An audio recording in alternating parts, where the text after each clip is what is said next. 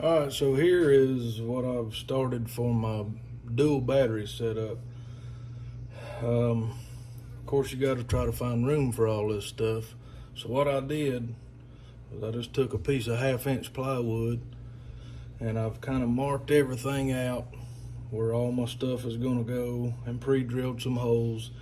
And I'm going to cover this thing with carpet, make it look real nice and neat, and everything will be in its place on there, so it looks real good, and it's just not, looks like some rat's nest full of wires or something. So everything will be tucked behind it and look real nice and neat. But a few of the things that I've researched and I've figured out that you got to have to go along with some of this other stuff I'll talk about in a second is just your circuit breakers and your fuse blocks and your bus bars. And then of course, ventilation is real important. So this stuff gets pretty hot. And so what I did was I bought some of these little vent ports off of Amazon.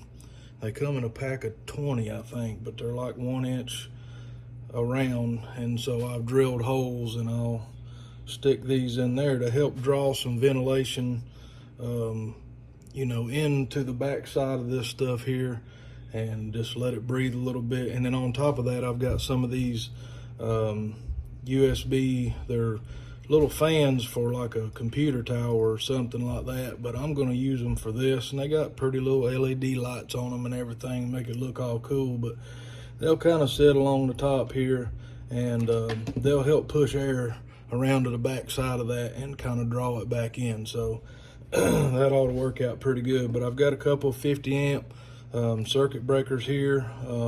I've got one for my battery side, and I've got one for my solar side, so I can kill the power to either one in the case that I need to.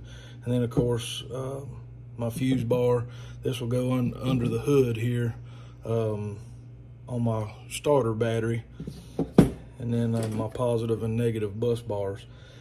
And along with that, what I've decided to do is, because you got to have some pretty heavy duty wire to run this stuff, especially from the starter battery back to your auxiliary battery. And what I bought was and I'll show it to you later, but I bought a 100 amp hour lithium ion LiFePO4 battery. And I figured this right here, these Anderson connectors, would be the best way for a quick disconnect to be able to take my camper off the truck and have a quick way to, just disconnect the wires and then hook it back up, when I put it back in there. So what I'm working with here is I've decided to go with Renogy products, and I'll tell you about that a little bit later, the reason I chose that. But so I've got a 40 amp DC to DC charger. I've got the Renogy One display unit, and that will tell me how much power is coming in, how much power is going out, temperatures, whatnot, etc., etc.